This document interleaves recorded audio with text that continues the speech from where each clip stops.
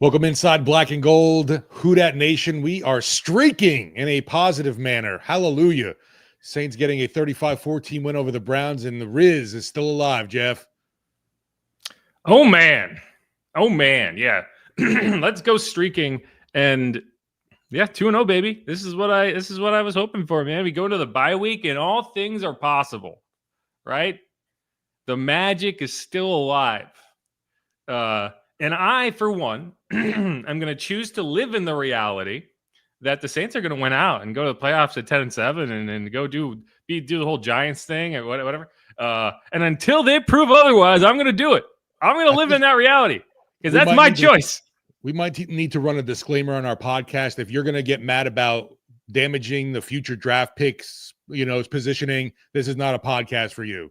This is not the pod for you. If you want to talk about, oh, man, they should have lost, that would have been better. This is not what we're going to do. I'm going to enjoy the game as much as I possibly can, and I'm going to keep enjoying the games until I get proven otherwise. But, let's do it. Let's dive in. This pod's going to be our typical post-game pod. Schedule's going to change a little bit this week after this because obviously there won't be any injury report on Wednesday. We'll probably just do the one pod. Maybe, I don't know. We'll figure something out, but keep that in mind the rest of the week because it's the bye week, and I'm going to take some downtime. R&R too. We'll see how it goes. Just like the team, this is my down bye week too. So we're going to do 3 up in this first segment. Second segment, we're going to do 3 down. Final segment, we're going to do a mailbag. So your comments, questions in there. I apologize for anyone watching on the stream. It's just I have a weird lighting situation in my room right now, so it's going to be every time the clouds go by outside. My drapes are just small enough that you can get like that edge. Anyway, I apologize in advance. But yeah, we're going to do it. And there is no possible scenario we record this podcast and start by talking about anything other than Taysom Hill. The dude is just a dude. Like, the guy is just different. Yeah, the way I frame it and the way I talk about it, and like, I don't know how many years I have to tell people like pick up Taysom Hill in fantasy. There is no downside. You're gonna have someone on your bench that you're not gonna play, right? And I guarantee you that the last guy on your bench is not gonna have the ability to go off and win you a week, whether it's in fantasy football or real life football, in the way that Taysom Hill did this week. And in the way that he has done before. That's the amazing thing about this Taysom Hill performance is it's not the first time we have seen it. We have seen him go off like this before. It was 2022 against the Seahawks. Very similar game. He even had a similar touchdown run. It was a 3rd and 1 in that game. This game, it was a 4th and 1, but very similar scenarios, right? I don't know how many times he has to do it before people stop coming up and saying it's a gimmick. But, man, 3 touchdowns, 140 plus rushing yards, 50 plus receiving yards on 8 catches, another 18 yards passing, 42-yard kick return. And he even, just to do something that no one's ever done before, he included a interception thrown and a fumble in the same game. Man, he's just different, man. And like, I don't know how much longer he's going to play. He's 34 years old. Doesn't look like it, but he is. Enjoy it while it's here. That's my advice for you. Enjoy Taysom Hill while you can enjoy Taysom Hill, because you're not going to see somebody do this again. Like, yeah, we've talked for a while, like, oh, who's going to be the next Taysom Hill? I don't think there will be one. Or at least, like, it's kind of like knuckleballers in baseball. Maybe there is one at all times, but there's never more than one, it seems like. And I feel like that's Taysom Hill in the NFL. He is the knuckleball. Everyone's like, well, you know what he's going to do, so why can't you stop it? Because you can't. You can't. The worst thing with Taysom is because he plays so hard and how he takes on every single snap, every single play, and it's followed him through college, obviously, is just the amount of, he gets banged up doing it because he just throws caution to the wind and just is flung out there and is going for it. You want to see more of this production, obviously. That's the problem in fantasy, I think. That consistency you really don't get week in and week out from Taysom in this offense. And actually, that was my gripe with Carmichael too. I was like, I don't feel like you're giving him enough of those reps. but he sure as hell got the touches this game. There's no doubt about that.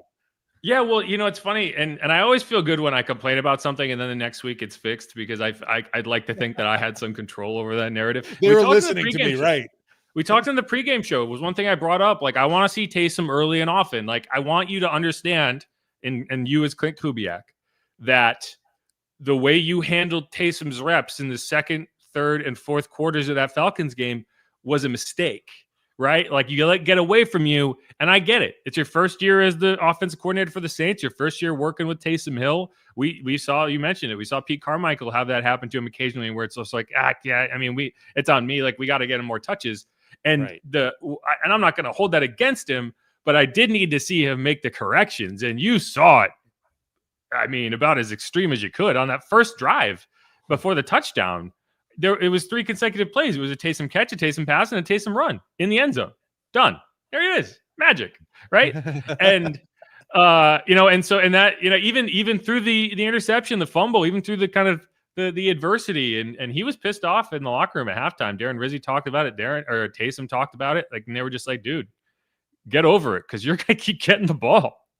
Like, make up for it, right?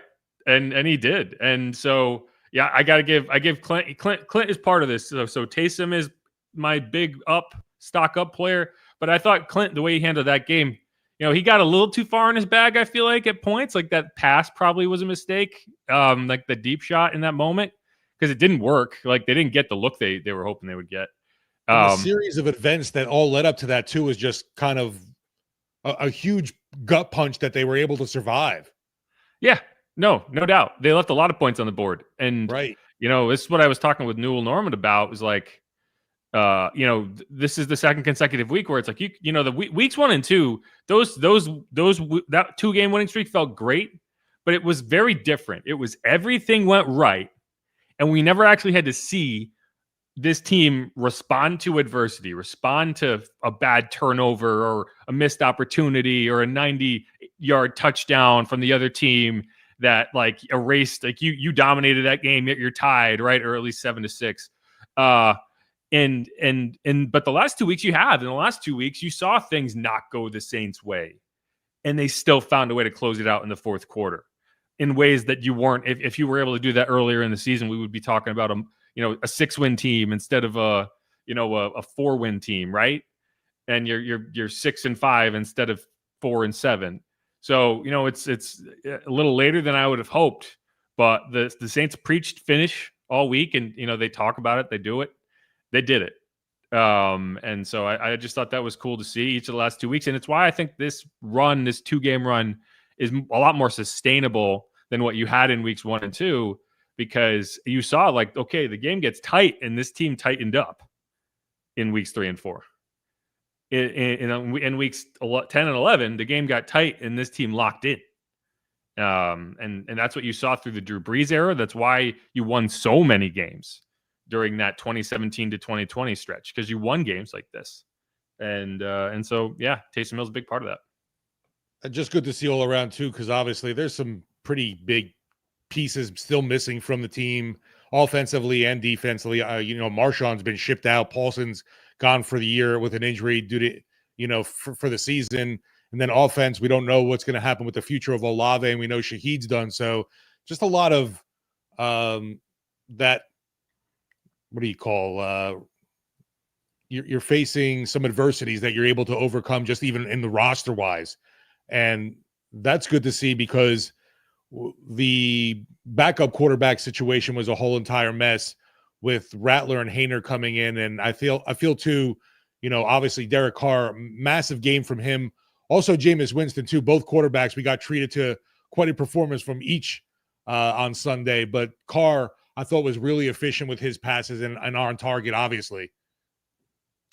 Yeah, no, I agree with that. And so we can move on from Taysom. We can move to Derek. So one of my other stock up players is Derek Carr, and I get tired of having to explain to people that Derek's not the reason this team, Derek's not what was holding this team back during that 7-game losing streak, right? Like, sure, at points you can point to him and say he needs to be better, but when you give your team a lead in the final 2 minutes of a game and they immediately surrender it, it's not on the quarterback, right? and like you saw these last two games, what it looks like when the defense is doing what it needs to do at the end of a game.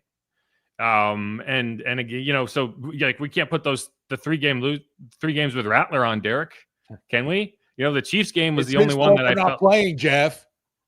Sure, I guess. But to me, that just shows like, okay, this is what it looks like without Derek. This is what the alternative is. A team that looks like it does not have a chance to win.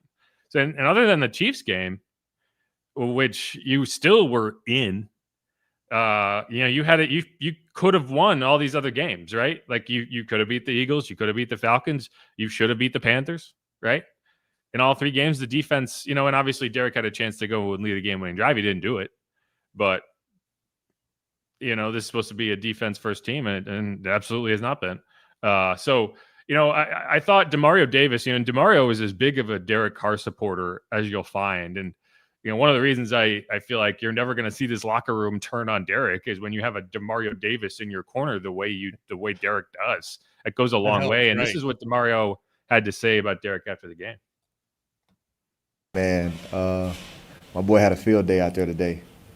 He's a true point guard. If you really watch him, he get his Rajon Rondo on quite a bit. Finding players, and I was telling him in the locker room some of my favorite plays is to watch him when he rolls out the pocket. He got about 8-yard run today that was special. He bowled up in the room, so I'm gonna give him some extra love. But I think the poise that he plays with when he rolls out of the pocket, when he's on, he's one of the best doing it. He dropped a couple dimes that were down the field. That 4th and 1 was special, and got called back. But I think that's my favorite place is when he rolls out of the pocket and to see how he can wheel and deal on the fly. I usually have guys at 3 levels, and I feel like he manipulates the defense in his favor. He did the same thing on kind of a little screen I was telling him about. It wasn't a major play, but it was pretty cool because he found a way to find a crease between 2 linemen.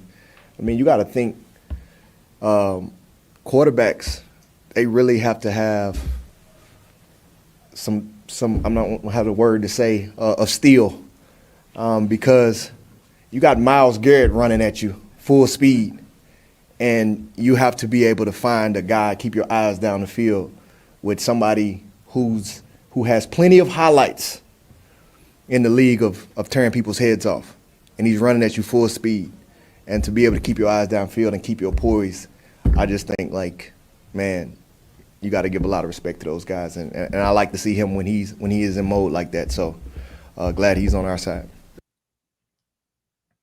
Jeff, who's that guy he was talking about? Myles Garrett.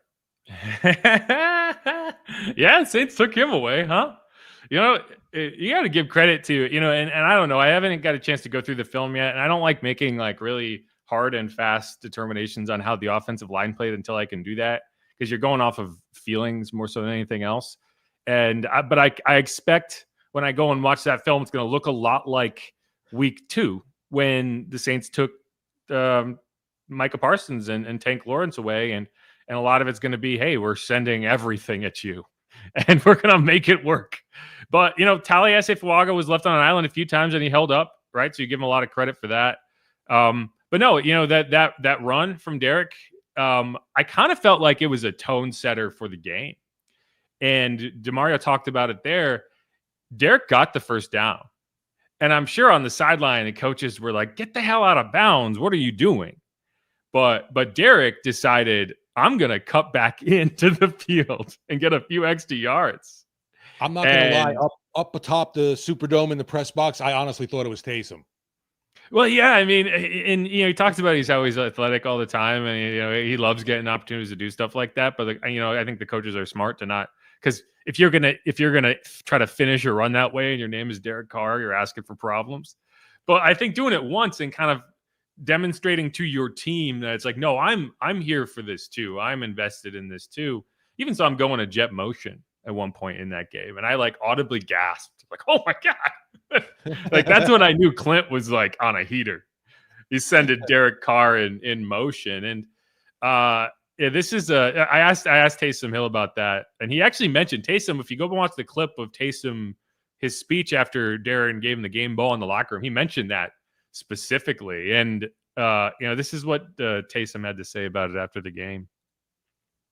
Hey, I mentioned that. Look, that was one of the things I talked about to the team. When you start to, when you rush the ball for as many yards as we did, these things are just a collective effort, right? You can't do this by yourself. And, Derek is one of those guys that has always been incredibly supportive, and like the dude just wants to win, so whatever it takes. And, we've had some giggles about some of his jet sweep motions and, hey, I'm always available, and stuff like that. So he's been great.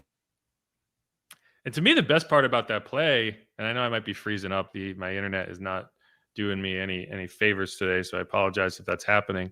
The best part about that play is it worked, right? Netflix, Jeff, you and Netflix.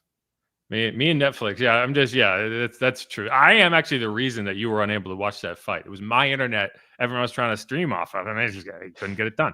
But no, the best part about that play, go back and watch it. And Nick Underhill tweeted the clip, so you could see the All-22 and see the reaction the defense had. And I'll go through the All-22 probably later today and get a good look at some of those other plays. But you could see the defense kind of vacate that space, and that's exactly where Alvin comes through for an 8-9 yard run, whatever it was. And so when you see the defense reacting that way, all that does is set up a counter later on, and because they're going to get to a situation where, okay, next time someone's going to see that on tape and they're going to go in motion, they're not going to vacate that space, and it'll create a scenario where you can just hand the ball back to Derek and he can hit a flea flicker down the field or something like that. So you're just building off of that. You're building layers off of that. And I just think the way that you're incorporating Taysom and Derek and how you're kind of that kind of, it's like jazz, it's like one thing goes off another thing, and it ends up sounding good, even though it doesn't make a ton of sense at the moment. And I don't know, you look at Derek, and everyone wants to complain about Derek. The way he played the last two games is a lot like he played the end of last season.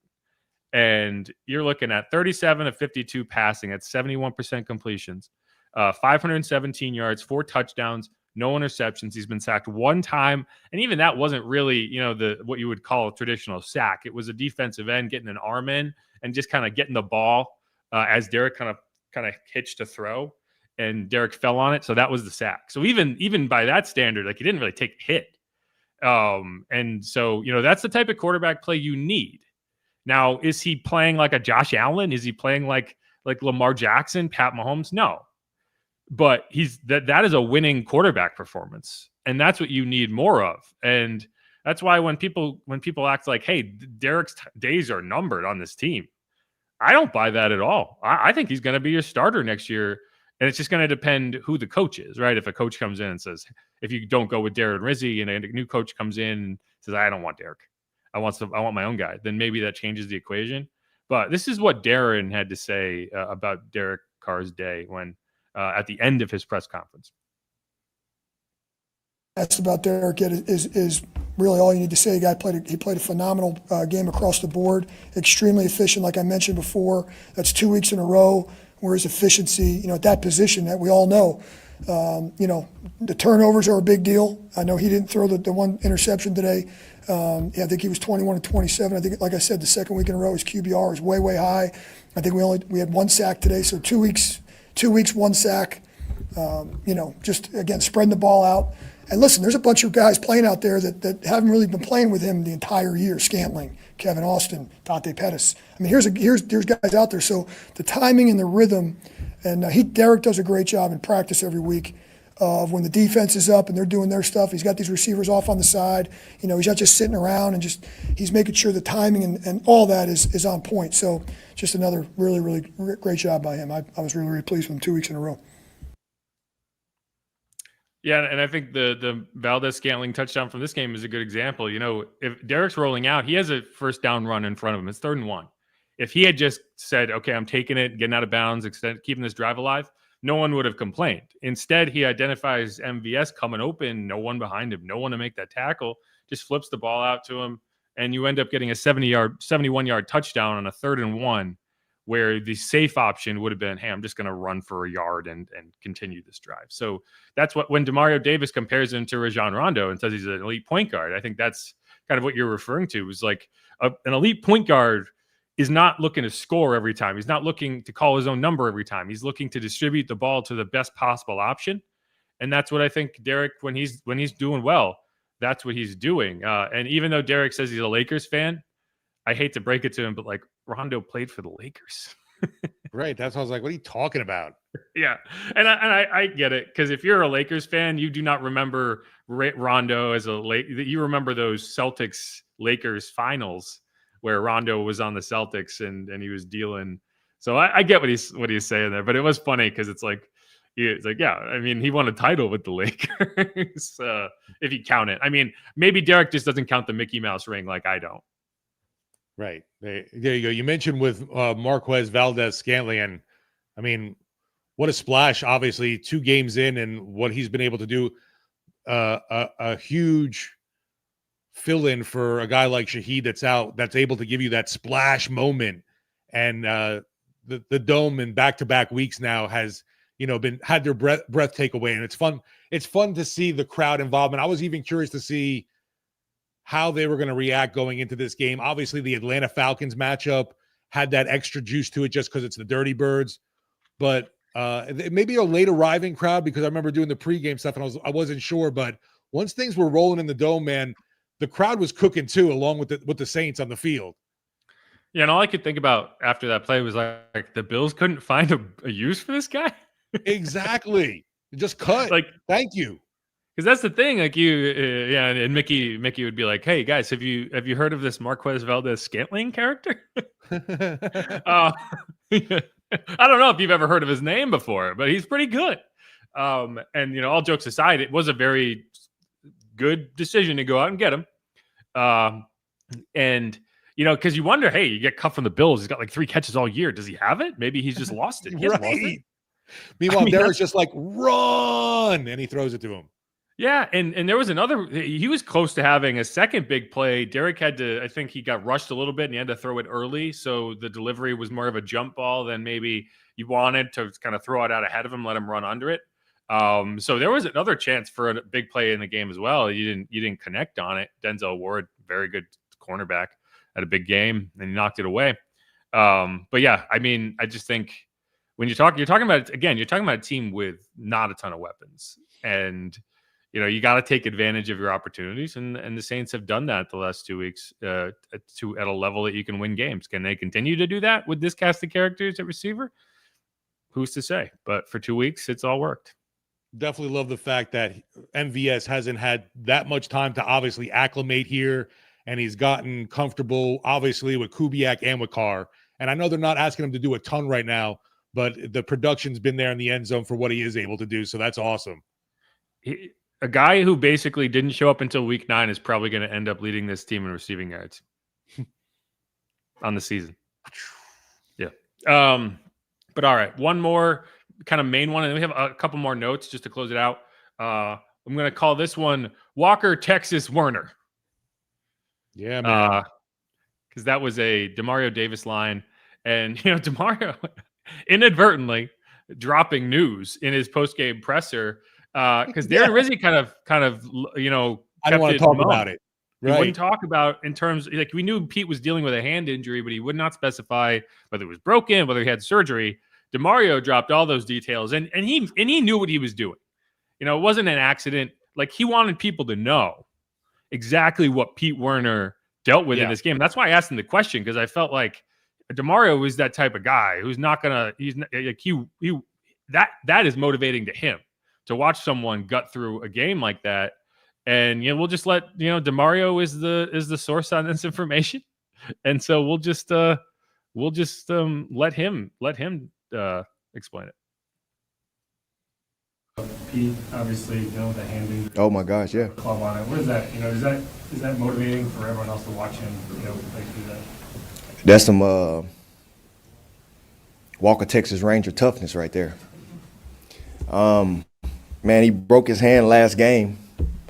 Had a major surgery. I think he has a steel plate in his hand, and he wraps it up with a club and he tests it out in practice. And he's like, "Man, when I hit somebody, it still feels like I'm punching a brick wall." He's like, "But I'm gonna tough it out." And he got my respect. He already had my respect. Just I already knew he was a tough player, but man, like your hands and feet, those are some very sensitive areas. I know people look at football and be like, man, those are tough guys. But man, if you step on your toe or you stub your toe, it still hurt. If you break a finger or something, it hurts. And for him to be out there toughing it out like that for the team and made some really big plays, it just speaks of his toughness and his commitment to the game.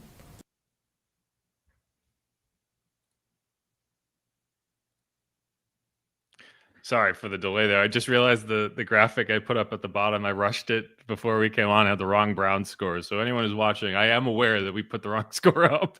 I think it was 35. The score was 35-14. It said 35-21. Right. You get the idea. You won. You won by multiple scores. I gave one of Taysom's touchdowns. It's fine. It's fine. Anyway, moving forward. But yeah, so Pete Werner had a broken hand. His right hand. With the plate. Yeah, steel plate. I think it was more of I would be surprised if it was a steel plate more so than like I think it was a similar injury to Willie Gay, who had a big screw, kind of the length of his finger, kind of inserted. And Pete didn't practice Wednesday or Thursday. He went out there on Friday with a club, like Demario talked about, and he played through it. And he played through a significant amount of pain. And there was a tackle or two that I felt like. Okay, there was one on the sideline that, Pete kind of got outside of his frame and he reached back to try to make the tackle. And if he had two working hands, he probably grabs the guy and drags him down because he didn't have that right hand. It was in full club. It's like he had no way. He had his arm around him, but he just couldn't. You can't grip. So the guy kind of broke the tackle. But that only happened 1 or 2 times in the game. He had 6 tackles. I thought the Saints handled the run very well. The Browns kind of gave up on it. They only allowed 66 yards rushing in that game. And, I think Pete Werner, one of the reasons I wanted to highlight that is there was a comment on our YouTube channel earlier this week that said, Pete Werner's soft. And I replied, I was like, dude's going to try to play through a broken hand. I don't think there's anything soft about that. And I think he proved that you didn't know he was right. And remember, he's already signed his contract extension. He doesn't have to prove anything. He's getting that money. Like, he could have easily said, yeah, I mean, there's a lot of pain here. I'm worried I'm going to injure it worse. I'm going to sit this one out. We got to bye next week. I'll come back in week 12. Right. Feeling a lot better about it. Now, he's like, I can play physically. I'm going out there. And the doctors gave him the okay.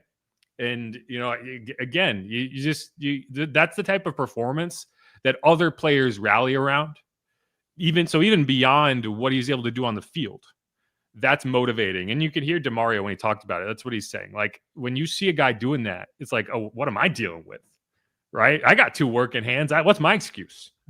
And so I just, all the credit to Pete in that game. No, nice to obviously see the buy-in for the players after their head coach was canned. Puts that exclamation point on the fact of how much they have respect and love Rizzy too already. No question. Okay, so let's move forward. Some honorable mentions. We talked about Juwan. His block on MVS's touchdown. I mean, what can you say about it other than that's just good football, right? That's what you need guys to do, is to sprint downfield 80 yards and make that block so that because you get, touchdowns aren't guaranteed in the red zone, right? Like, if he gets tackled at the 5, who knows what happens from there? Maybe you end up settling for a field goal, and instead of being up 14-6 at halftime, you're up 10-6 at halftime. Or maybe you turn the ball over and you don't score at all. Like, that's a big play. So you give him a lot of credit for that. I talked to him after the game. We'll play that at some point. But he's going to, MVS gets the touchdown, but Juwan Johnson gets to enjoy film study on Monday when he's getting, all the praise from the coaches for that effort. And he also got rewarded with a touchdown later in the game. He had a nice catch over the middle of the field too. I think he's been coming on. So I did want to give credit to him for that. I did want to give him some credit too. Yeah, like you mentioned in film study, you go like extra slow motion and be like, wait, who's that over there? Yeah. See that guy? His number 83. Oh, yeah. Oh. And give credit to MVS too. Like he navigated that very well. Oh, it was beautiful. Right? Yeah. Okay, another newcomer, Dante Pettis. I caught up with him after the game because I was curious if when he signed, it was like, hey, you're going to be our punt returner after a while. He said, like when he signs anywhere, there's the implication that you potentially could return punts. Like he's done it. He's good at it. But that was not the idea when he signed. And they needed a roster spot. They waived Jermaine Jackson. I don't think it was a performance thing. They were like, hey, we can get this out of Dante. Why not? Right. I would, we'll see if Jermaine clears waivers. If he does, I expect him to come back probably on the practice squad. But, Dante had a nice catch in that game. He had a few nice blocks in that game. And then that punt return, he's a toe. If he was wearing white cleats, he probably gets a touchdown there. That's how close it was. And you're talking Justin Patton, the Broncos, of that 2-point conversion, or that blocked extra point that he returned. And it was like, he's wearing the white shoes, so you can't tell. That was kind of that. But that was a nice return. And that was at a point in the game where I think the Saints were up 7. I didn't feel great about it. Like, because if the Browns scored another touchdown, they were 1,000% going for 2, because Dustin Hopkins couldn't kick a ball into the ocean from the beach, right? And that return, he didn't get the game-sealing touchdown in that, but he did set up the game-sealing touchdown. I think he got it back to the 35-yard line. It was a 50-something yard return. So those are just the impact plays that you might forget about when you look at the final stat sheet. But one guy who I guarantee you does not forget about that type of play is Darren Rizzi. Right. That definitely you felt his fingerprints all over the guy like Pettis being on the team. Because even last week, I'm just, you start looking over things and I'm like, who the heck is this? 17, baby. It's not A.T. Perry, I'll tell you that much. All right. A couple more. I think he mentioned Foster, or did we? No, I mentioned Juwan. So Foster Moreau, I thought, had probably his best game as a Saint. And he even had a catch that didn't count because Juwan Johnson got a holding penalty, but that one was a great throw and catch on a 4th down play early in the game that obviously got called back, but he came down with it, even hurt his shoulder in the process. But it was a great play. And there was several moments in that game that it felt like it was a potential that this could get away with the way that the momentum was going. And it was Foster who made those big time catches. So wanted to give him credit. Yeah, and you kind of got concerned for him, obviously, early on. You were like, oh, no, did he get a concussion? And then I think it was, he came back and they had dinged up his shoulder on the play, right? Yeah, that's what they said. He wasn't wearing a shoulder harness or anything. I don't know if maybe they put some tape on it. But yeah, he came back. And then I got one more gold star player, if you will. Like, it's kind of what I'm calling it, because they're the players that you're not going to say, well, this was the MVP, right? But they had a very important role to play in this game. And that would be Shane Lemieux. Eric McCoy started this game. I thought he was playing well. It seemed like he re-aggravated something with the groin. I think the belief is that it's not significant, and I think they were just playing it safe, knowing they had the bye coming up. Sure, hope so. Yeah, it was genuinely like that. That would be very, very discouraging if you're not able to get him back after the bye. But either way, Shane goes in there, hasn't played since week 4, which is the only other game in his career he's played at snap at center. And, he just goes in there and delivers. Like, you didn't hear his name called. You didn't see any bad snaps. I think they scored on every possession. They scored a touchdown on every possession he was in up until the kneel downs to end the game. So, I'll have to look at the film to see exactly how well he played. But when you have a guy who goes in that type of situation and delivers, that's big. Yeah, and for me too, I got to give a gold star, just the O-line in general, for keeping the Browns D line in check. Especially, we mentioned like Myles Garrett, erased from the stat sheet, man. Who would have ever thunk it?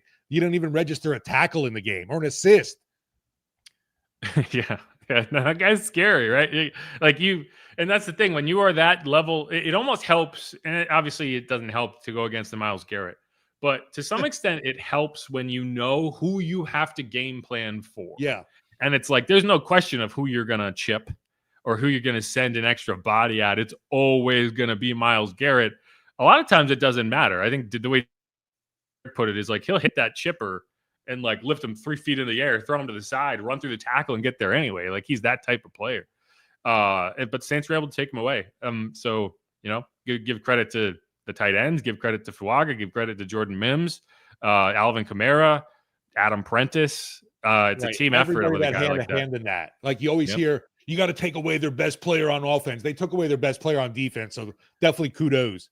Yeah, no, that's a good point. It is a really good point. Anyone else you wanna hit on before we go?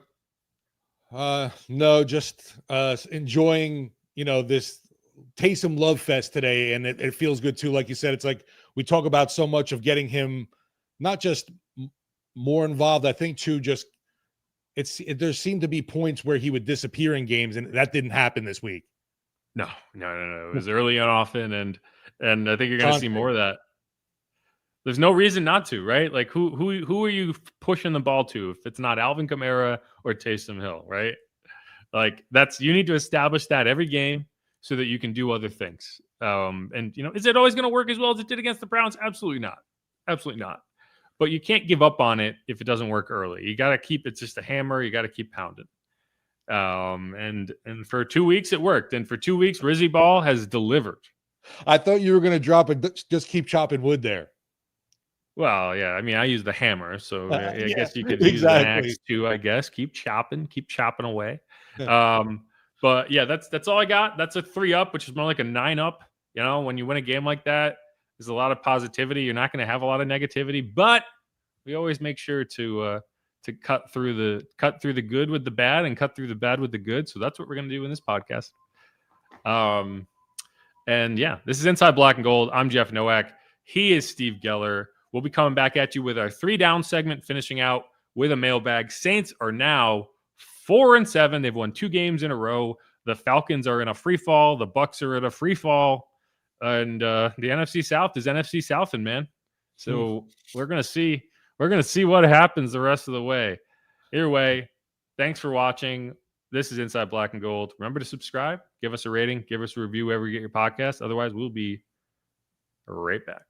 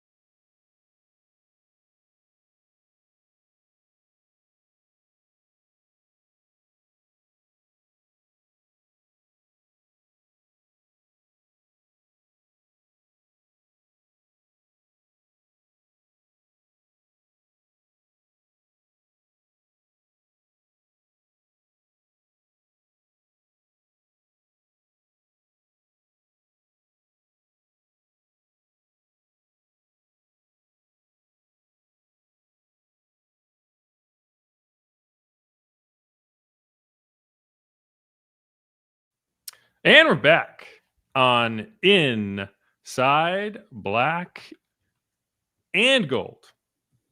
See what I did there? I don't even know. I just put the emphasis on the wrong syllable. But either way, I'm Jeff Nowak. He is Steve Geller. We're talking about the Saints beating the Browns 35-14. They won by 21, as opposed to the score I put up initially, which had the Browns at 21. They lost by 21. But we're going to talk about the things that didn't go so well in this game. And first things first, before we talk about anything else, I have to give credit, and this fits in the 3-down segment, even though it's it's me heaping praise on somebody. I think that may have been the best quarterbacking game of Jameis Winston's career. Now, he's had some great games, so I'd have to go back and look. The dude played really, really well. I don't know if he had the only better game than that I can think of with the Saints was probably week 1 of the 2021 season out in Jacksonville when he put 5 touchdowns on the Packers. But even then it was like, I think that was more of just the energy there was so insane that, if you were winning that game, it was just a question of by how much. I mean, he was dealing 395 yards. You think he was like 31 of 46 or something like that. No interceptions and not a ton of at-risk balls for interceptions. The Saints had a couple they could have potentially taken down, but nothing crazy. Now, he did do just a quintessential Jameis thing in that game. And that was getting an intentional grounding penalty on a 2-point conversion attempt, which is hilarious because there's absolutely no reason to throw the ball away on a 2-point conversion. Like, a sack doesn't matter. Throw it anywhere where your receiver has a chance. Because, worst case scenario, I mean, they could intercept and return it, but that's like a 1% chance of happening. He had it in his mind, no matter what, no INTs. That was on his card for the day. It wouldn't even have counted if you had thrown an INT. It wouldn't even gone in his stat sheet. That's why it's hilarious. Yeah. Because, there's just no reason. Maybe he thought there was going to be someone in the back of the end zone, so he just kind of tossed it up, and then, maybe. It worked for him when Marquez Callaway came down with it against the Patriots, but that was the God's plan throw. You make that joke all the time. That was the God's plan throw. It was a very similar throw, and this time there was no Marquez Callaway there. But I mean, I'm joking, but he had a great game, and it's a shame that the team he's on is that bad, and you still lost by 21 in a game where the quarterback probably had his one of his best games of his career. But hey, I give I like Jameis. I think if Deshaun Watson plays in that game, the Saints win in a real blowout, not a late blowout. I think for at least the negative for that, and the stock down, whatever you want to say, is the lack of a Saints pass rush in quarters 1, 2, and 3. Well, yeah. So I think that it delivers in two ways, and they're both on my 3 down list. The first, is the coverage. The second, we could talk about the pass rush because you brought it up. So we'll hit that first. Yeah. I mean, one of the reasons Jameis was able to be so effective is, he could have made a sandwich back there. I mean, he was just hanging out, occasionally he got kind of forced out of the pocket, but even then you didn't have anyone to take him down. He's not looking to run. When he did step up too, and he delivered that. It was a beautiful pass. Jerry Jeudy freaking burned us. And I was like, it was definitely one of those moments. There was that energy building in the dome. You kind of felt a big lull. The power button went, and it was like, oh crap. Yeah, they throw that energy thing before the game where the guy turns the power on. It was like, you might as well go on the other way. I'm like, okay, turned off. But yeah, no, and so just to stay on the pass rush for a second, Chase Young.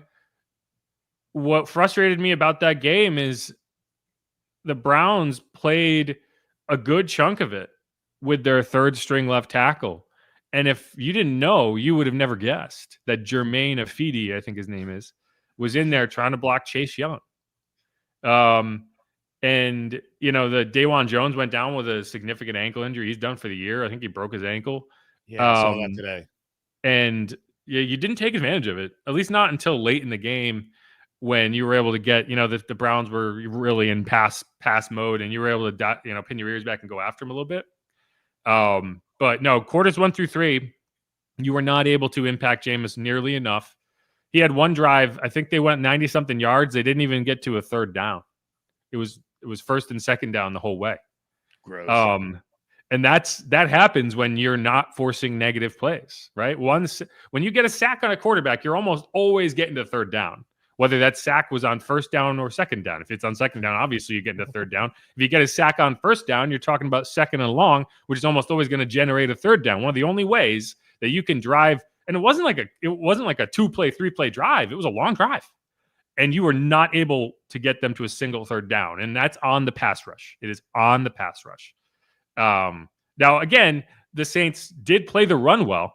So I'm not going to say the entire defensive line is a down thing. But again, when the Browns threw the ball 46 times in that game, you did not get nearly as much pressure as you should want to, especially when you're devoting that many bodies to the line of scrimmage. Like, you were kind of selling out a little bit to stop the run, and it just didn't go that way. And we're gonna see the Matthew Stafford walk into town a couple weeks from now, and if you're not able to impact him, he is going to slice you up. For sure. Mad respect for Stafford. I don't know if Brian Young's gotta do some stuff. I don't know if you got to come up with some new plans, whatever. It's got to happen. You got to get in there. Yeah, and unfortunately, right now too, the Rams have obviously Puka's healthy, Cooper Kupp's healthy. we got some time to stew over that, but that's definitely, you know, in the crosshairs coming up. A Rams team that always seems to be a pain in the you-know-what. No question, no question. But Cam Jordan did get in for another QB hit. You look at the picture, and it's like, how is this not a sack?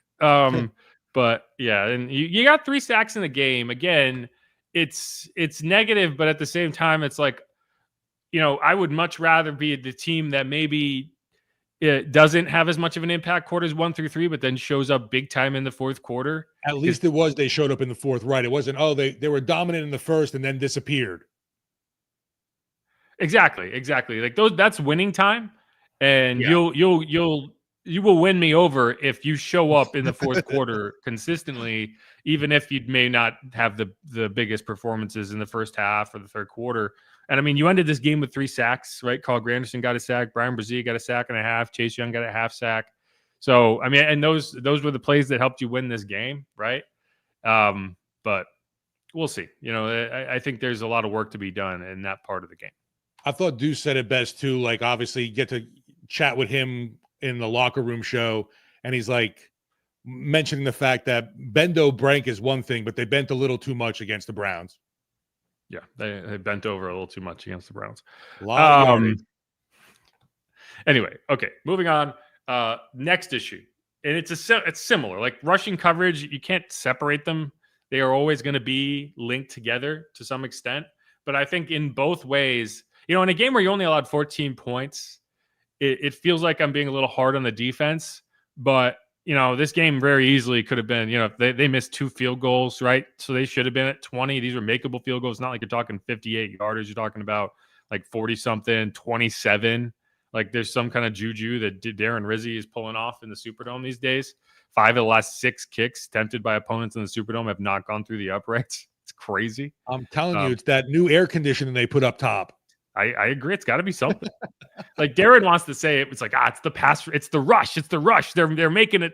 Okay, maybe. Like they obviously blocked 1, so I'll give them credit for that. Right. But these guys are just missing. Like I don't care how good the rush is.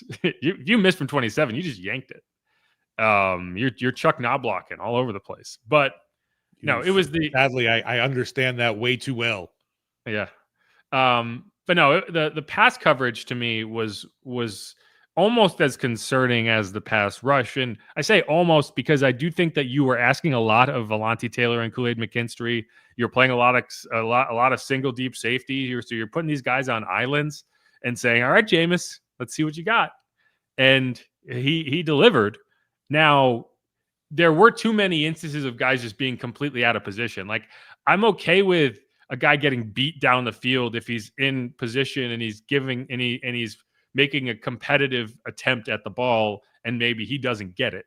Like that was the case against the Falcons, but I still felt like they played good coverage and the Falcons just completed difficult passes and difficult catches. In this game, there was way too many instances, both touchdowns, where guys were just by themselves. The first one was Jerry Jeudy. I think, and in both instances, Jameis kind of broke the pocket, and I almost feel like maybe Alontae had his eyes in the backfield and was like, oh, he's going to run, so I'm going to come up. And then he just lost the receiver behind him. I'll have to look at the tape to see for sure what happened. But in both instances, Jameis broke the pocket. The first one was Jerry Jeudy for that 89-yard touchdown, which Alontae was just way too shallow on. And you were playing single high, so Tyron's not making that run. Jerry Jeudy's too fast. And then the second one was Elijah Moore, again, in the end zone, just standing by himself. The 2-point conversion was another example of a coverage bust, but that was on Pete Werner and DeMario. Like Pete tried to pass Njoku off, and I don't think DeMario got the message and just ended up by himself. So that's not really on the cornerbacks, but it is another just coverage mistake. And you saw throughout the game, like I thought Elijah Moore could have had a way bigger game. There was a third down that Jameis went for everything, and Elijah Moore was open. He just overthrew him. There was a couple throws early in the game. The guys were open, and Jameis overthrew him. So like it could have been a lot worse. And you know, you give these guys a break because I thought Ugo Amadi struggled too. Like he didn't have a great game. He was out of position a lot. So you don't want to be too hard on these guys. You're talking about a rookie and a guy who's been your nickel corner the last 2 years and suddenly is thrust back outside with not a ton of reps and not a ton of practice time at that position. And, you know, they look like guys that haven't played a lot. But, if you want this season to finish the way, if you want to get that magical run to the finish line, the way that you've kind of set up a scenario where it's plausible over your final 6 games, you have to be better in the rush and in the coverage. And so that's another one of my stock down. And it's the second week in a row I've had Alontae in this group. I don't put it all on him. He did get beat on both touchdowns. But it's second week in a row I've had Alontae in there. So I need to see him bounce back. I need to see him attack this bye week, come back fresh, and look like the guy that we know he can be. Yeah, you mentioned there was that, obviously, the one drive they didn't even have a third down on. But when the Browns did get a third down on offense, Saints defense actually was decent last game. They did their job there. And coupled with that, along with what was able to happen in the fourth quarter, that's something more I feel like I can throw in the stock up column. At least when it counted, at least they came through. Yeah, Cleveland was 3 of 13 on third down. Yeah, right. Like you did step up in third down, and part of that, if I'm critical of Jameis, it's he gets too aggressive in situations where you just need to keep the chains moving, right? And that's kind of been the story of Jameis's career. Like, he's going to be aggressive, he's going to go for it, and sometimes you're just like, just check it down, man. Like, take your check downs. Now they don't have an Alvin Kamara, but they do have a Nick Chubb, right? So yeah, but that helped the Saints, because I don't think Alontae's coverage was all bad. Like, when he was in phase with the receiver, he made a couple really nice plays where he just, the receiver never had a chance, and he spent a lot of the day covering Cedric Tillman. A guy he played with at Tennessee, so he knows him well. I'm sure they've matched up in practice a lot. But either way, like, that's if again they're going to face the Rams in 2 weeks, and if these things aren't cleaned up, they lose that game, because you got to be able to get off the field. Yeah, you definitely taken a step up in, obviously, McVay, the play caller on offensively, is up there, and then he's got a guy in Stafford, can execute if you give him that time. He will, like you mentioned, will pick you apart. Yeah, and I think people are going to look at the Rams game last year and point to it and say the Saints can't possibly win this game because of how bad they looked on defense against that Rams scheme. And, I think it's possible that they look like that again, but I think a big part of that was you were going out west on a short week, and you just didn't have enough time to really prepare the way you wanted for the things the Rams were going to do to you. It's the opposite against you. Right. It's the opposite. This time you have 2 weeks to get ready for a Rams team that has to come across the country and face you. The Rams aren't coming off a bye. So they're going to be Sunday night. They play Sunday night football, so that's a little bit of a bonus too. Yeah, so you're already, it's not you're not a short week, but it does, you kind of take away some of that ability to recover that you would have if you had, a noon start that you're on your normal schedule, like you're getting home from that game at like 2 a.m., right? Like that takes away some of your time, some of your. And the Rams will be conditioned for them that game will be on December 1st. It'll be 10 a.m. for them since they're West Coast. Their bodies are no. It's not a noon game? I don't think so. Let me see. I thought it was a nooner. Maybe it's a 3 o'clock. No, it's 3:05. Yeah, they typically won't make West Coast teams play noon starts Gotcha. anywhere. Yeah, like it's just that would be unfair to them. Poor Rams. No, I mean any West Coast team to make them travel across the country and then play an early start, that just doesn't happen. So I would have been, that's, and it's funny because that's the 3:05 window. That's actually the big time Fox window. I don't think that'll be the national game, but we'll see. Either way, one more real one, and then I have kind of a joke one in terms of a down. Substitutions in this game I thought were an issue, and it's something that Darren Rizzi talked about going into the Falcons game. They spent a lot of time in practice drilling substitutions and doing real-time substitutions to make sure that went correctly, and it's been an issue throughout the season. They seem to correct it to some extent against the Falcons, but I thought we went right back to substitution issues all game long. You've earned at least one timeout because of them. I don't know if you got a penalty in like any 12-men penalty, but there was constantly guys running on and off the field. There was one Chase Young play where he made a great play. Yeah. He made a TFL, but he came off the field, then kind of got told to go back on, and he ran on so late that I'm pretty sure the offense, they were running a screen. They just didn't identify him. They didn't know where he was. and like they kind of got released, and he just ate the guy. It was and like he it's was funny. running onto the field and gained all that momentum to make the negative tackle. Yeah, he never stopped. He ran from the sideline to the tackle, and there was no setting in between. And I don't think you want to make a habit out of doing that.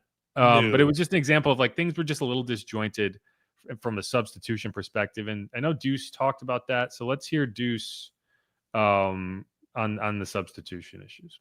Well, a lot of it is because you play so many different people. You play so many different groupings as far as people, and so I don't know who's in, who's out, particularly on the back end. I had a new corner that comes in, and I rotate some of my defensive linemen. On dime, I play 3 down, I play 4 down. You play so many people, a lot of those guys have to be a lot closer, and so it's either reducing some of the things that you do, or, from a rotation standpoint, maybe not playing as many guys, and so that's always going to be on the players and the coaches. Yeah, and I do think that the rotation they've been employing over the last few weeks has maybe been an issue, or like they've been doing more substituting on the defensive line than they had in the past, and it's possible that's something that maybe kind of threw a wrench into the mix a little bit. But I would fully expect the Saints to come back and do a lot more of those live substitution drills in practice, because that's going to come back to bite them in big moments if they continue to have those struggles. Yeah, we knew early on in the season it seemed penalties were an issue. At least they were able to clean up that for the most part. And hopefully, you mentioned the substitutions here. That will definitely come to bite you coming down the stretch. But they're finding ways now, obviously, to overcome things which they weren't doing during the skid. That's another positive I'll throw into the mix, going at it, all off the charts here with our stock up, stock down. But that's another stock up. I thought it's like you're finding ways to close the games. You're finding the ways to come away with the win. And obviously, Darren Rizzi now 2-0 has, I guess, the confidence and belief of not just the players now, even like it's nice to hear fans back. And a stock down, I'll give the Houdats that don't call into the post-game show, though, when the team's winning. It seems like all the bad news, everybody's ready to pile on and say something negative. I was shocked on how dead the phone lines were yesterday after the game. Really? You didn't get a lot of calls? No, it was not hopping like you'd expect. You would think after a pretty convincing win where there were exciting plays from, Taysom Hill, and then another chunk play with Scantling again, the defense coming up and getting that second straight win too. It just very, very light on the call lines. The text line's always buzzing, but not many on the actually people wanting to sound off on air. It's easy to complain about things, but I guess when things are going right, it's like, what do I say now? Yeah, and I think there's some confliction going on of like, man, like I feel like I gave up on this season 3 weeks ago, and now somehow it's still alive, and how invested am I going to get? I've said it so many times, like I'm a broken record. I think you got to ride the ride personally. If you're sitting there worrying about draft picks while watching the game, you're not really enjoying the game. So just enjoy it, just ride the ride, see where it takes you, and we'll find out. But one more thing, and then we'll move on. Demario Davis, he had a good game, 13 tackles, led the team. He had a really, he set the tone early with that 4th down stop, but he's got something very specific on his Amazon wish list going into the weekend, and we'll see if he can get that. This is him talking about it after the game. Oh my gosh! First of all, I almost had 2 picks. Almost is the key word. Following last week, almost had a pick. So, Amazon, I'm going to be looking tonight, or have my wife look tonight on Amazon, Prime Delivery. I got to get some hands. At this point, we shop so much on Amazon, so we might have some day delivery that we can get for free. But anywhere online, I know Amazon is going to have them. I need the best hands I can find. At this point, I am shopping for some hands. So Amazon, just know we'll be looking tonight, Amazon delivery in the box. Don't care how they come. If they gift wrapped or not, box them up nice for me. Just a pair of hands so I can have them for after the bye week. Jeff, is there an Amazon on the dark web I don't know about?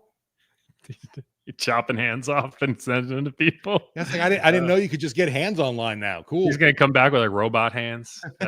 Right. Maybe a new set of gloves. I don't know. But no, I mean, I was talking about the game. Like Jameis is gonna throw you a couple. He's gonna give you some chances. You got to take advantage of them. He did throw one to DeMario. It didn't really end up hurting him because it was at the end of the first half, and the Browns ended up missing a field goal. But they could have very easily also gotten into the end zone. Like that was in that moment. It was like that was a missed opportunity.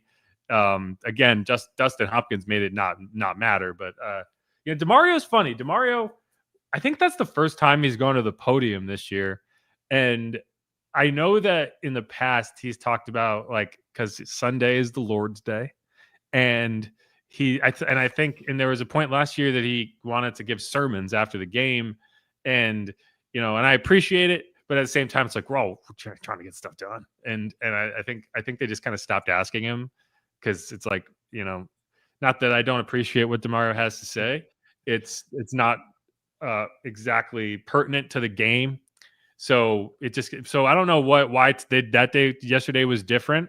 The only other time he talked extensively after the game. After a game was the Broncos game, and I figured it was because it was a Thursday. So I don't know. Maybe he's changed his rule on that front because he's having a good time. He was slinging jokes in that press conference. He was geared up. Maybe he was just in a real good mood, and he was like, I got stuff to say. Sure, he had a big game. Obviously led the team in tackles, and you felt it was a huge bounce back for him. We were kind of questioning, the old Saints defense. People were throwing Matthew and Cam and DeMario under the bus, saying these guys are washed now because they're too old. Yeah, and maybe it's because DeMario's hands he just needs some new hands falling off, and he's like, I gotta prime delivery, baby. Give me those hands. But yeah, anyway, yeah, DeMario, no, not the hands. If there's not a lot of things DeMario doesn't do well. I think we can put catching interceptions in that list. Maybe next week against Stafford or the next time he plays. Those hands will come on rush order. We'll see. He's going to be like Orlando Jones in The Replacements. Looks like elephant. Okay. That's it. That's the down. Anything else before we move on? No, I think the down two, I guess you want to say a kill on momentum. Now you won two straight. Oh, of course, now the bye week comes. I thought that too, but so that's a good thing. I'm glad you mentioned that. This is what Derek Carr had to say about the bye week. And I'm sure that a lot of the players agree with him. Do you want a bye week, or is there Yes. a part that you want to keep? Yeah, I think we definitely need a bye week. Absolutely. I know I'm being funny about that, but yeah, I mean, yes, there is something to keep playing. We know we have a lot to keep playing for and to play. And so our focus is not going to change. But going from training camp to how late our bye week is this year, we definitely need one. We were not running on E, but there are some guys that just need to rest. This game is violent. It's ridiculous. Some of the things that we put our bodies through. Like my brother always said, there's some things you guys do you would never imagine doing just in the living room of your house.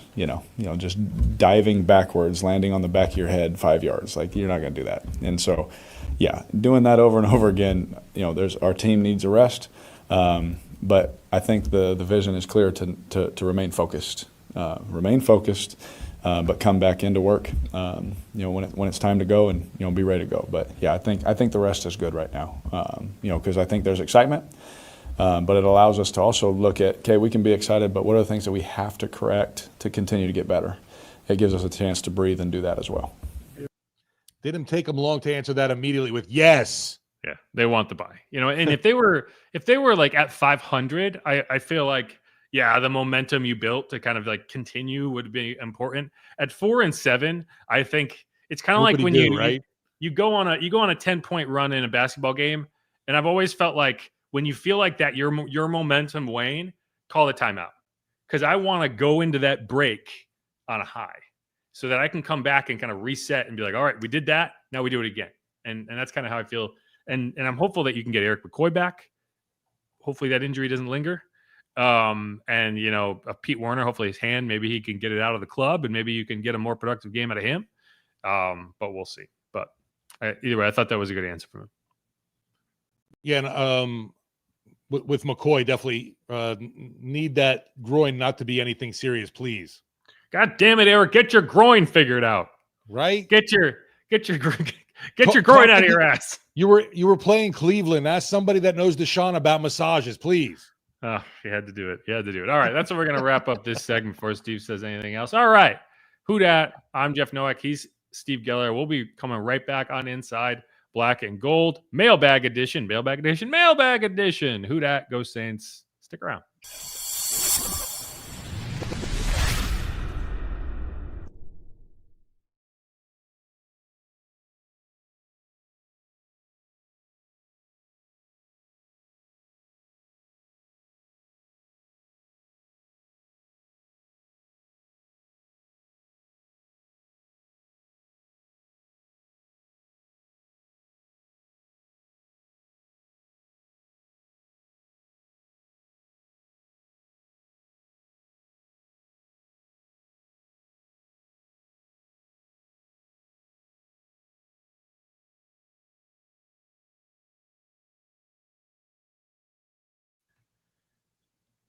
Steve, you've been wearing a hat this whole time? Yes, just sir. Put a hat on? No, I'm pushing our new swag, the Inside Black and Gold shop coming soon. Oh yeah. Oh man, yeah, it's based somewhere in like Upper Mongolia. We'll do it right at our Temu warehouse, right? Temu. Oh man, good stuff. Anyway, all right, and we're back on Inside Black and Gold. Jeff Nowak, Steve Geller. One more segment here. We're gonna dive into the mailbag, and we got a comment here. I do want to address it.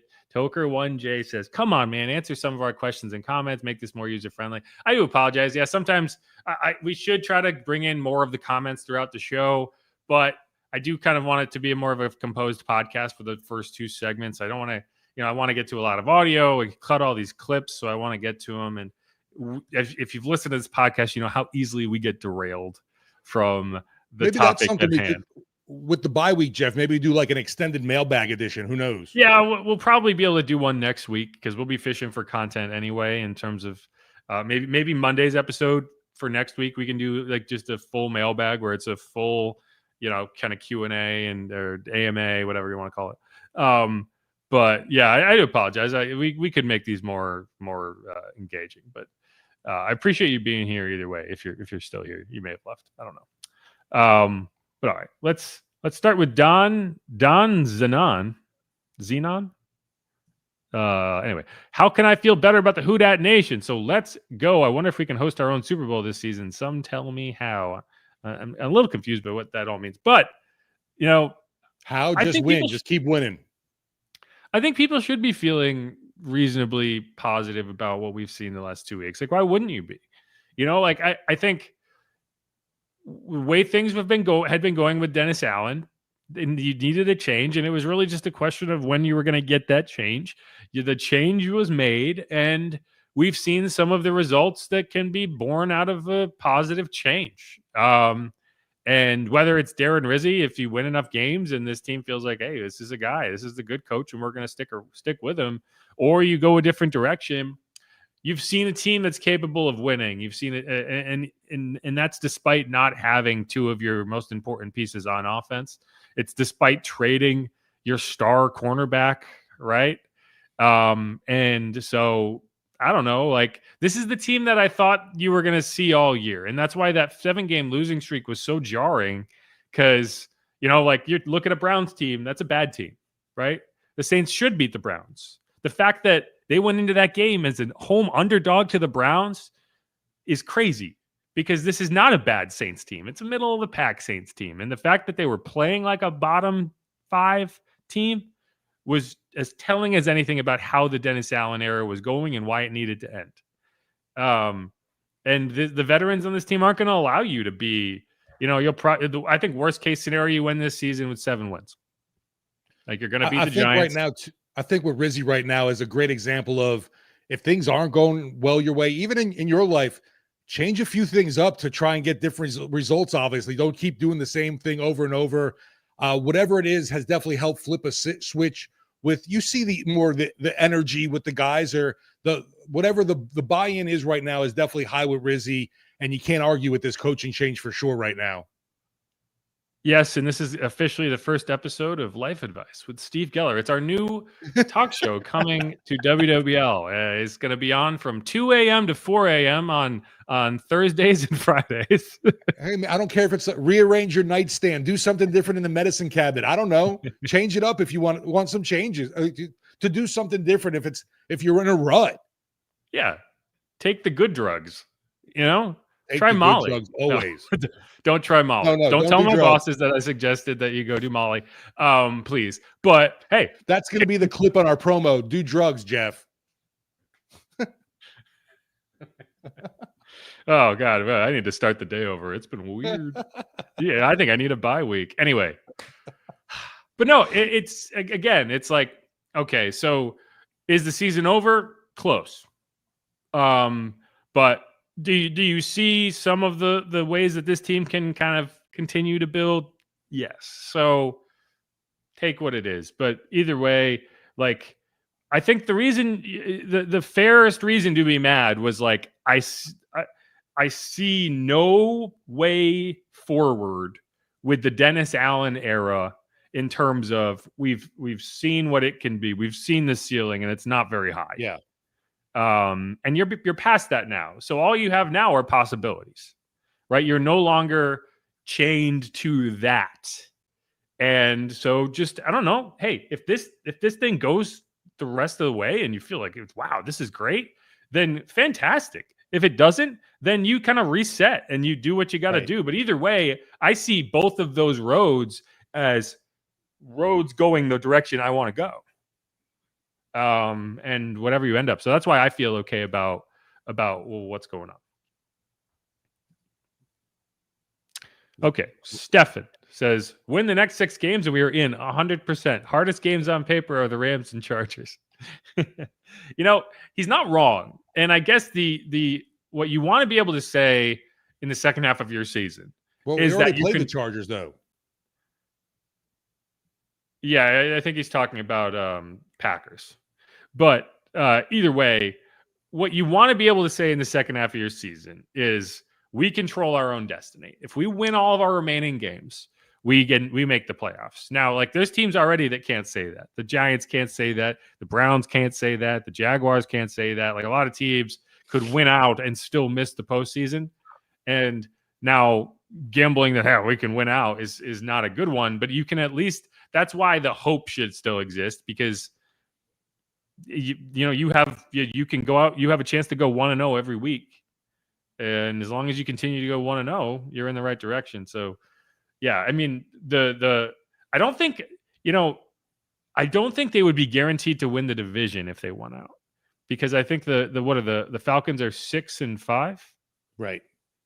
And so, like, the Falcons, if they got to 10 wins, I believe that they would still win a tiebreaker. And I don't even know. Like, I'm sorry for even going down this path of like what happens if the Saints get to 10 wins. But I do think you can still look yourself in the mirror and say, if you're the Saints, we control our own destiny. We control whether we make the playoffs or not. And considering where you were after that loss to the Panthers, it's kind of stunning to be able to say that. But Justin Pasquale says, as good as this game was, I'm legit worried about our pass defense. Winston had his way with our defense. Yeah, we talked about that. I agree. Definitely been a problem. And we'll see. There was another conversation about, let's see if I can find it.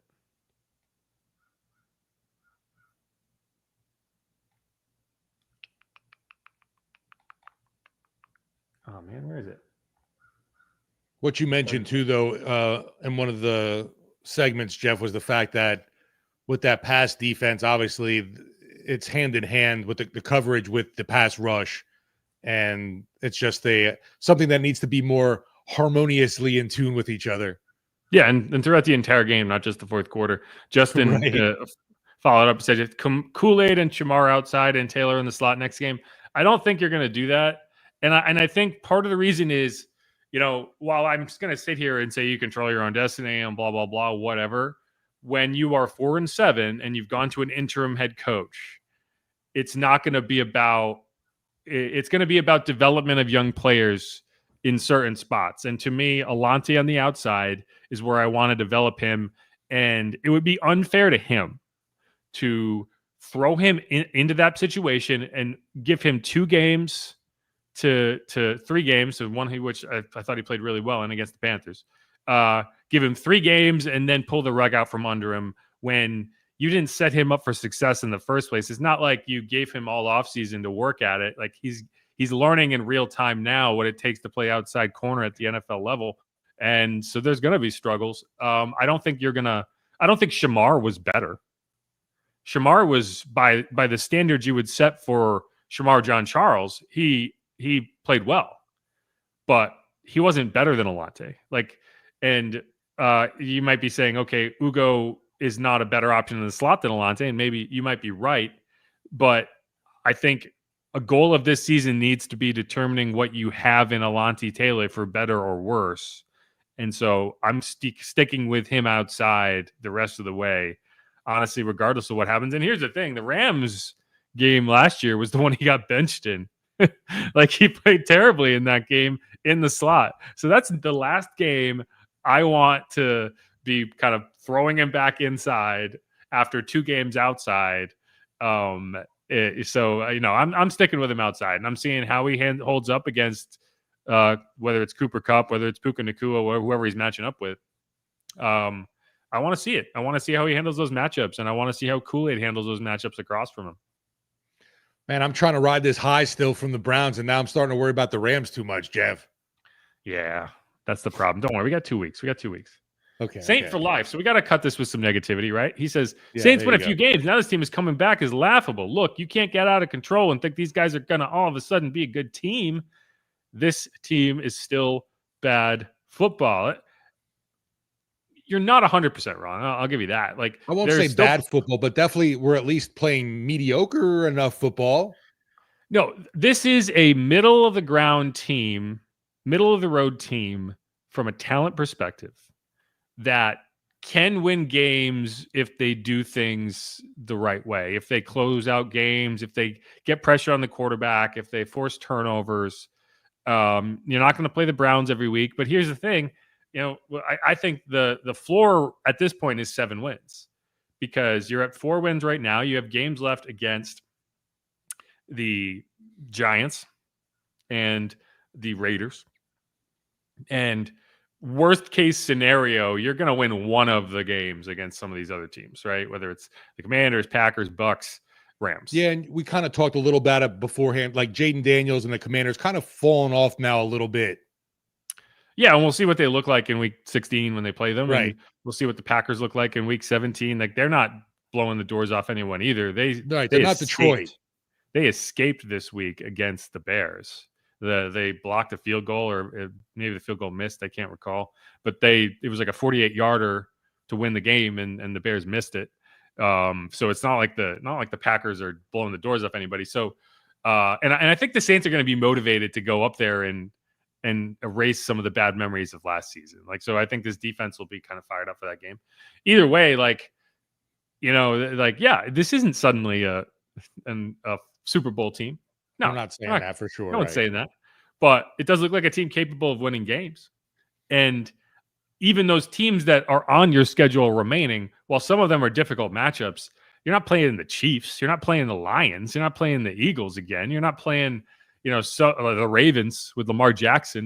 You're not playing the Bills. I don't know what they finished with, Jeff, but I saw first 7 offensive possessions for the Lions yesterday. They scored touchdowns on. The Lions are dealing, man. That was ridiculous. I made the decision to start Jared Goff over Jaden Daniels, and I kind of felt silly when I did it. But I feel bad for the guy I played in fantasy this week because he had a really good week. In this league, it's a 2 QB league with a bunch of independent defensive players. So like you can win in some weeks with like 170 if if maybe you don't face someone that blew up on you. The guy I'm playing scored 198. He's gonna lose by 40 because I had Taysom Hill, Jared Goff, Joe Burrow, and then like 2 or 3 other guys that got like 20 points. So like it's just funny. Right, everything just clicked this week. Yeah, I mean, like he just didn't have a chance. Like at least once a season, the Taysom Hill cheat code drops, and it's like 35, 40 points from your tight end position. You could bench half your roster and you're still going to win. And so yeah. Anyway, but no, Jared Goff has been a monster. Like if the Saints were, and that's the thing again, if the Saints were playing the Lions in Week 14, I'd be like, yeah, okay, I'm chalking that up as a loss. There's no team that they're playing that I don't feel like they can win. Agreed. And I think the Rams game is the toughest matchup, but from an atmospheric perspective, from a schedule perspective, it's your biggest advantage in you get a bye week going into it. So you're going to be rested. You're going to get some guys healthy and you're getting that game at home. Right. Right. So Not having to travel out west is always nice. Right. You're also getting the Commanders at home in week 16, which when that rookie wall hits, it comes before week 16. So if you're getting a Jaden Daniels who's dealing with a rib injury and maybe hitting that rookie wall going into the Superdome, that's not necessarily going to be. That's again, it's a winnable game. Hey, yo, you're not even worried about going to play Tommy DeVito. Tommy DeVito is. Oh, we are going to. Yeah, we're going there. That's right. I am looking forward to that because I grew up a Giants fan. I've never been to the new MetLife Stadium, so I am looking forward to it. Okay, cool. And as someone who has watched way too many Giants games, I can tell you I'm as excited as anybody that Daniel Jones is never going to be a starting quarterback in the NFL again because he's freaking terrible. So bad. The worst thing that ever happened to the Giants was they won a playoff game with Daniel Jones. Have fun driving into MetLife. I didn't get to go, unfortunately, ever to see Philly in Philadelphia, but it was the only time I've ever gone to a stadium with seeing the Giants and the bus coming in, gotten the middle finger salute from the fans. I was like, all right, now I'm back. Nice. Because I grew up in Jersey, so I was like, I'm back home, baby. Good stuff. But no, it is funny because the Saints kind of ended the Tommy DeVito story last year. Yes, right. That was the talk of the town heading into that game, and the Saints just they erased him from existence. I forgot he was on the Giants because Drew Lock they kind of did the same thing the Saints did, right? Yeah. Drew Lock was the backup all season long, but when push came to shove and they're like, who's our starter? They went with Tommy DeVito, which is kind of interesting. So the Saints aren't the only team that's doing stuff like that in terms of like going to a guy who wasn't your backup as your starter, but I'm still not. I don't know if we want to use the Giants as an example, though. No, definitely not. But I am not worried about Tommy DeVito. Like I'm chalking that up as a win, and we'll see. Maybe this team kind of falls off the wagon, and you kind of get there. But anyway, Justin Pasquale says when we play the Rams next week, they better fix up the pass D. Stafford will one up Winston. Yeah, if you can't handle Jameis, you're gonna have a real hard time against Matt Stafford with weapons. Terry Molinari says, can we get a pass rush going? Agreed. Stefan says Saints were a good team with a bad head coach and 17 injured players at one time. Yeah, I don't know. So good, it depends where you're ranking good in the hierarchy of the NFL, right? They weren't bottom tier, that's for sure. I didn't consider them bottom feeders. If you have multiple tiers above good in your rankings, then I'll give you good. If you're talking about good versus elite, then I don't give you good. I give you mediocre. Because I think there is a tier of teams, and you're talking about the Bills, the Lions, the Chiefs, and they're up at the top. And congrats to the Bills for putting the loss on the Chiefs finally, so we don't have to hear about that story anymore. Right. At least not. I mean, we'll still hear about the three-peat, but we don't have to hear about the Patriots level three-peat, the 18-1 three-peat kind of deal. So there's those elite teams at the top, and then there is whether you want to call it championship caliber teams, but not favorites. I would put that as the good tier, which is teams like Eagles, Commanders. You could pick a couple more. Definitely no one in the NFC South. Texans, San Fran, maybe. but I don't even know with them anymore. Texans kind of fell off. San Fran, but they've had some struggles this year, and a lot of it's been being without Christian McCaffrey. Like teams in that range. And then the whatever you call the tier below that is where I'd put the Saints. And their record is going to be worse than some of the other teams in that tier. Yeah. Like, in my opinion, the Vikings, maybe the Seahawks, maybe the Packers. That's the range that I would, that it's a wide swath of teams. Like there's probably a ranking within that ranking that you would put the Saints closer to the bottom at than some of these other teams. But that's where I'd rank the Saints, in that kind of middle group where they're not at the bottom. They're not the Raiders. They're not the Browns. They're not the Giants, but they're also below a lot of teams in that, from a talent perspective and from just knowing how to win close games perspective. And when you're winning games the way they have the last 2 weeks, you climb up that middle tier. But I still don't see them knocking on the door of that, what I would call good tier. So I don't know. I hope that explained it. Yeah, like you say, middle of the pack and maybe a little bit better than average. Yeah. If they play like they did the last 2 weeks, then yes. If they play like they did for the 7 games before that, and that's not true. If they play like they did for the 5 games before that, because I take the Falcons and Eagles games out of that, which I thought they played. I thought the first Falcons game they played better than they did in the second Falcons game. You just gave them 14 free points, and then Young Hui Koo hit a 58-yard field goal. Right.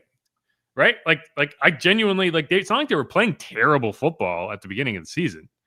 Things just weren't going their way. And then the injury struck, and it got, that snowball started rolling, and you had nothing to stop it. Like, it was just over. You were standing at the bottom taking pictures of it. And like, oh, that looks so cool, as it kills you. Anyway, that's where I'm at with it. Saint for Life, still mad, says Saints might win 2 more games at most. I don't see any more wins. At the end of the day, this team needs more talent and get younger. It's a few years away from sniffing the playoffs. I don't necessarily disagree with the second half of that. I think they definitely win. I don't think it's a might. I think they definitely win 2 more games and get to 6 wins. The beyond that is where the sketchiness is, because you're talking about those teams, those good teams that might be above you from a talent perspective. But no, they have to make fixes. Like, pretending that there's no issues with this team, that's not what I'm trying to do here. But I do think going into this season, you saw a team capable of winning, and at a certain point in this season, you saw a team that wasn't capable of winning. And I think that's not the reality of this team. Yeah, that's big, I think, for the players and for the fans right now. You're not going in to this situation anymore, at least, and thinking, if it comes down to the wire, we're going to blow this somehow. Right. Justin Pasquale says Myles Garrett nowhere to be found in this game. Yeah, I'm looking forward to going through the tape and really kind of sinking my teeth into what all they did to take him away, because it's remarkable that I didn't hear his name. Like, it was for a guy who's that talented, probably a Hall of Famer. Like, you're not talking about just maybe the best defensive in the NFL right now. You're talking about one of the best defensive ends of all time from a impact and talent perspective. Like, he's that good, and it was like he wasn't there.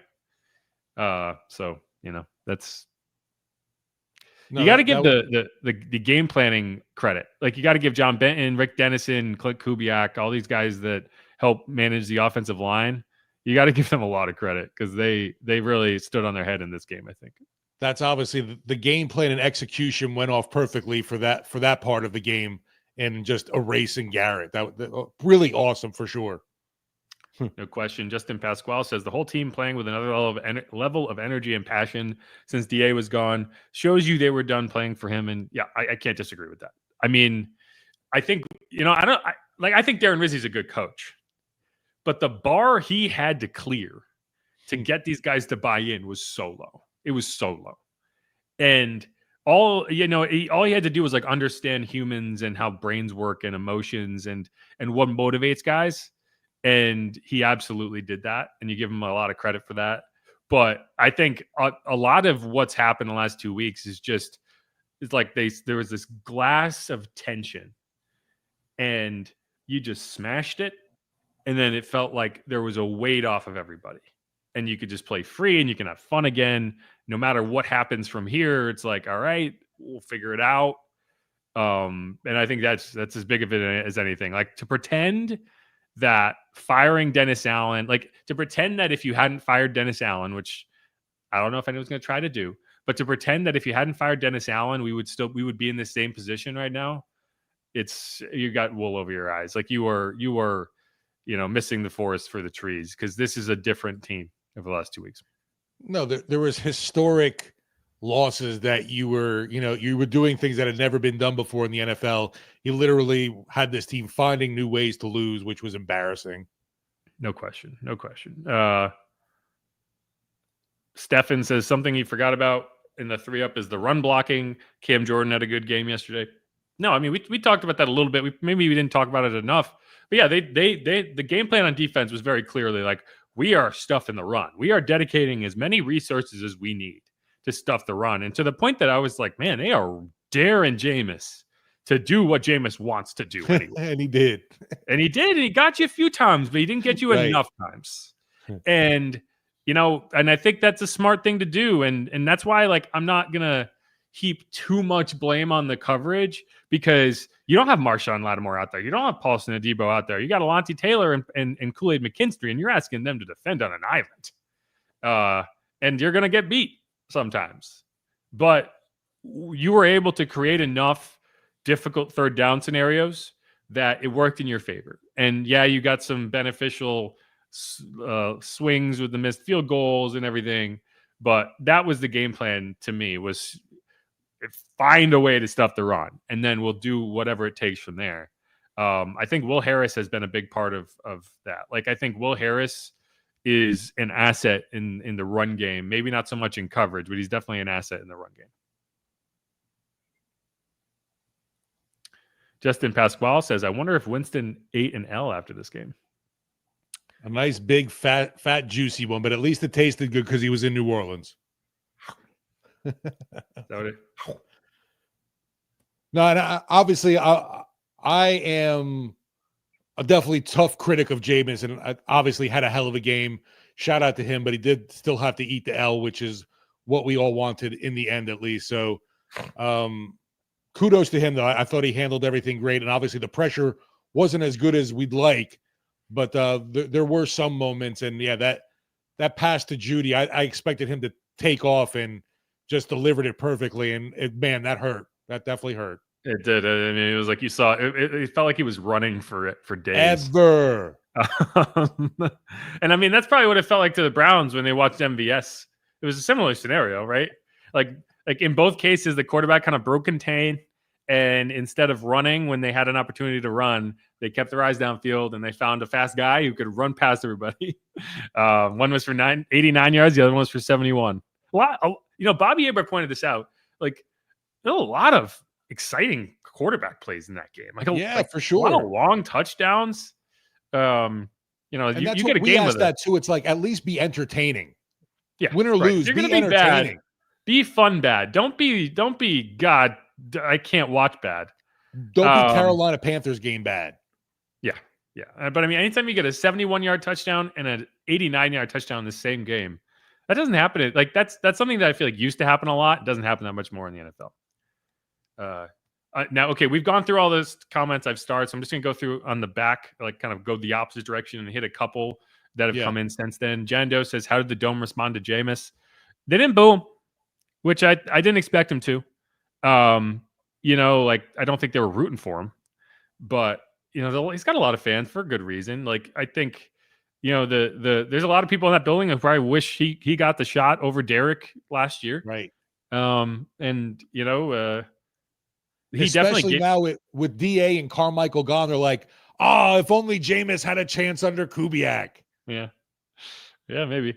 Milton Boral says, has the Browns kicker been fired yet? I don't know, but he may. I'd be counting my lucky stars. Here's the thing. We were talking early in the season, kickers never miss anymore. Kickers are way too good.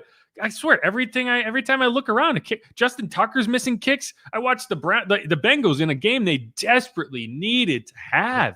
You watch Evan McPherson, who is by all accounts a good kicker, misses from 48, misses from 51. They had made this crazy comeback from like 24-6 down at halftime. They tied the game at 27. They had 2 chances to take a lead in the fourth quarter of that game with makeable kicks. Dude just yanked them both times. And it's like, okay, I guess kickers aren't as good as I thought they were. No, it's pretty amusing when we're doing the noon stuff, and so it's hard to keep up with everything. But even on Twitter, some of the things scrolling by, and you just see like Justin Tucker is trash. He's washed, and you're like, wow, what's going on? Yeah. It's just funny. And like, Younghoe Koo, a guy early this season, we were like, guy's never missed in his life. He's the best kicker I've ever seen. Misses 3 kicks in the dome. Like, and it's starting to make me feel a lot better about Blake Grupe, a guy who has made, they haven't asked him to do a ton. Let's be real. I think he's made 17 of 18 kicks he's attempted this year as 94%. It would be nice if they gave him up. Like, I thought they should have kicked the one from the 35 rather than go on 4th and 1, just because it's a set. You're up 7-0. I like the idea of going up 2 scores, even if you convert. You're still not even in the red zone. If they were at the 20, I would have been on board with it, because the benefit of, and this is kind of off topic, but the benefit of going for it in that situation, if you're in the red zone, is even if you don't get it, the other team gets it deep in their own territory. My issue, I don't like the idea of going at the 35, because if you don't get it, then the other team gets the ball in plus field position. So the downside is very much real, as opposed to, hey, if I'm inside the 10, I'm always going on 4th down. I'm never kicking inside the 10 on 4th down unless it's like 4th and 10 from the 4th and goal from the 10. Sorry. So I would have liked to see them give Blake a chance there, because I feel good about him from 51, 52. Maybe either way, get, like, kickers, for anybody still doubting Grupe, he can get like his redemption with them in Green Bay Monday night and like the new Ice Bowl. Hey, I think we didn't talk about that kickoff late in the game where he kind of just knuckleballed it down the middle of the field. It was an important drive for the Browns. I can't remember if they were down 7 or if it was tied. It must have been down 7 because it was after a touchdown, so it was a kickoff. And like, that was a huge drive for the Browns. They had just tied the game a little before that. Like, they should have had a chance. And the way he kicked it, the guy couldn't field it. And they ended up getting the ball at their own 15 on a kickoff. And I think that's, it's interesting. I talked to Blake about this earlier in the season of like, you got to have different kicks. Like, you got to keep them off balance a little bit. And I feel like that was just an example of, we're not going to kick it like this every time, because we don't want them to be ready for it. But we are going to, when that field position feels as valuable as it's going to be in the game, we're going to break it out, right? Like, it's like running a trick play. Like, if you run the trick play 5 times, it's not going to trick anybody. But if you do it once in a critical moment, if you save that, the not Jared Goff, if you save the Nick Foles play for the Super Bowl and you hit it because they've never seen it before, there you go. And I feel like that was one of those moments where he hadn't been kicking it like that the whole game. And then in that moment where you really just wanted to get that extra field position, you hit it, and you hit it perfectly. I don't know. I thought that was kind of cool. And that's where the new kickoff, if your kicker has the ability to hit some of those kind of weird knuckleball kicks that I'm sure they've all been working on all season, it can be an advantage. And I thought it was an advantage there. So definitely, I give Blake some credit. Groupies gurus. I am definitely a groupie. Let's just be real. All right. One more from Pammy Whammy, and it's a topic near and dear to my heart. It's like she's reading my mind. She asked, Jeff and Steve, has the food improved in the media area since the renovations at the Superdome? Something that I've complained about. We did a ranking. We did a Superdome, or we did a stadium food ranking last year where I gave the Superdome a lot of shit. So, God, I'm losing my voice. And we haven't talked about this much, but yes, it has. They have done a really good job. They've improved that food service. And so I give them a lot of credit. They put the work in. It's not the best. I'm still not putting it in the top half, because there's some stadiums out there that they go ham. They go above and beyond. But I'm no longer embarrassed for the Superdome when I walk in there and see like Ian Rappaport at the buffet. Like, oh my God. No, what media gripe for me right now, the biggest issue, the no single designated elevator for media and the fact that we got to stop on every floor. No, it's ridiculous when you're trying to do your for me to do your job. Just go up to the roof and come down to the floor. No stopping at any of the other mezzanine or 200, 300, whatever levels. I don't know. That feels like a champagne problem to me. Like I know, I realize that, right? Like there's a point where we're just complaining about stuff that no one's gonna like. We're gonna get looked down on. I can't complain about that. But you know, other stadiums have a single. It's not as bad elevator. as it used to be. Now and this was a problem, and people don't really care about this. I'll say it. I though. I know. Over the last couple of years before the renovations, they only had one elevator we could use, and then after the 2-minute warning, they held it so you couldn't get down because the coaches had to go down, and it was like you had reporters missing the head coach's press conference because they were sitting there waiting in a line at the elevator, and that was a problem. So they've improved that. So I'm not going to complain too much, but the food's been better, and I do wonder if I'm curious. I haven't been able to eat the food in the dome, so people are going to have to tell me that have been in there whether the food around the dome has been better, because that was supposed to be a thing, that the renovations were going to improve the service from the kitchen to throughout the stadium so they could have more options and they could do a lot better in that regard. And so I don't know, someone will have to chime in and tell me whether that's the case or not. But yeah, this is Milton Boros. Man, I don't want to stop at every floor. Yeah, I'm not. I'm sorry. I'm working here. I am not on board with Steve's complaint here. I think that's nah. Don't lump me into that. Don't cut this out and say these dweebs are complaining about the elevator. I'm perfectly fine. I know the elevator attendants by name. We talk. They're excited for the bye just like I am. So don't. I have no problem with the employees. It's the fact that I got fans filtering in, and I'm just trying to get somewhere to do my job, for crying out loud. Oh, poor baby. Well, I know. Gotta ride the elevator with the poors, with the normals. Exactly. I know it comes across so bad. It really does. But I don't care. Oh God. Oh man. Hey, oh boy, oh boy, oh boy, oh how. Thanks, Pammy Whammy, for getting us into that topic. Okay. 992 RAS says it's not over till the fat lady sings, which is a good way to end this podcast because I'm not going to sing. But it's over. With all the Ozempic now, I don't think there's any fat ladies anymore. I don't even know what to say to that. Do you think they're going to make dog Zempic? That's my next question. They're going to make Ozempic for dogs? Because my dog's getting a little chubby. No, that's just on you. That's just on you to take her out for more walks. See, that's not it. It's on me to get her to stop eating the food out of the pantry. The other day I came home and she had taken a whole box of Cheez-Its. She didn't. She pooped out of her seat. It wasn't even digested. It was just a piece of paper. Bailey's raising hell over there, from taking cordials to now Cheez-Its. Yeah, right. She ate a whole thing of chocolate, like cordials. Thought she was going to die. Anyway, all right, that's it. That's what I got. That's the podcast. And Saints win. We get to go into the bye week on a high week. Let's do it. Who dat? Go Saints. Beat the Rams. Have a nice week off. We'll be back later in this week. No injury report episode for obvious reasons that you could probably guess. There is no injury report, but we'll be coming back. If there's anything you want to hear about, anything you want to talk about, topics you want to get into, let me know. You can check me out on Twitter at Jeff_Nowak. I'm also on Blue Sky. I don't know if anyone uses that. I'm only going to post some links there for people that are there because I haven't even been using it, but I have like 200 followers on there. So I figured if people want to see stuff there, they can. But you know, you can find me on there if that's your bag of bones. I don't know.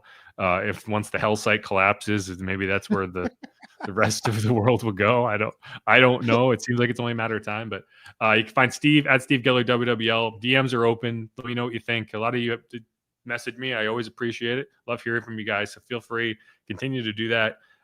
You leave me a comment on here. I try to check all the comments. Sometimes I miss them though. So if I don't respond, don't get angry. I do what I can. Either way, thanks, Steve, for hanging out. It's been a long one. But hey, if we can't enjoy the wins, what are we doing? I like what you said there, Jeff. I'm going to borrow that for the rest of the week. High week, bye week. Yeah, let's do it. Let's act like we're in Colorado. Anyway, that's it. That's it. Who dat? Go Saints. Beezy, y'all. Riz.